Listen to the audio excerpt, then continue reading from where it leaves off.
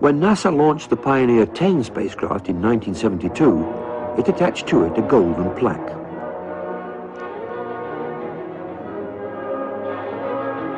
With this plaque, Pioneer carries a message to extraterrestrials about its home planet. Its symbols show the radio signature of our sun, where our planet is located, and what we looked like. As Pioneer 10 journeys on beyond the outer known planets, the data it is sending back is also being used to seek a possible 10th planet.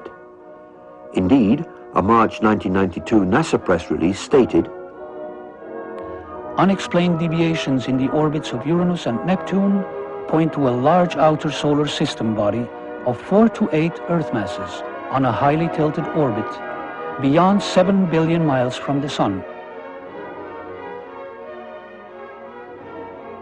In the past 2 decades, astronomers have joined the search to look for one more planet in our own solar system. They designate such a planet, Planet X, meaning both unknown and 10th.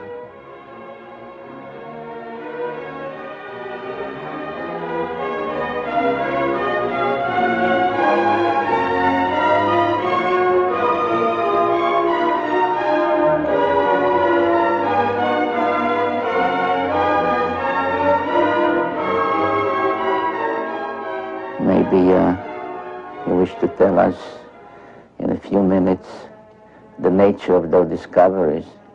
I'd be happy to, and you're absolutely right. And as a matter of fact, the date on here, I was just noticing, is 14 August 1978, which was just about 6 weeks after we discovered the fact that Pluto has a satellite. Once you have a satellite for a planet, you can determine how heavy it is.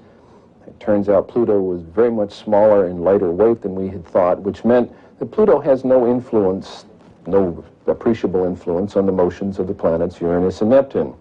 At that point, we voiced a hypothesis that this means that there is at least one yet to be discovered planet in the outer reaches of the solar system, and this naturally led directly to you and your interest in what we're doing, and that's when you sent me this book.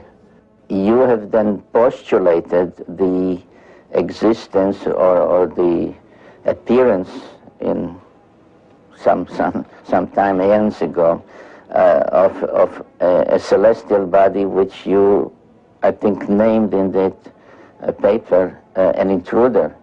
Yes. Which may have collided with or somehow turned on their side both Uranus and Pluto. It did a lot more than that, as a matter of fact. In that paper, we hypothesized that this intruder passed very close to Neptune, that it dislodged one of what we then think were many satellites of Neptune, and one of them became the planet Pluto. We actually think Pluto was an escaped satellite of Neptune. This will also take the orbit of Triton, the big satellite of Neptune, and reverse it. We'll take the orbit of the satellite Nereid and extend it outwards. We can produce all of the observed aspects of the satellite system of Neptune plus Pluto's orbit just with this one single intruding planet. One of the things we did in 1978, having made this prediction that there was an additional planet, 10th or 12th, depending on your point of view, but it's the next one, we sort of put our money where our mouth was, as it were, and we went out and we started looking for this thing.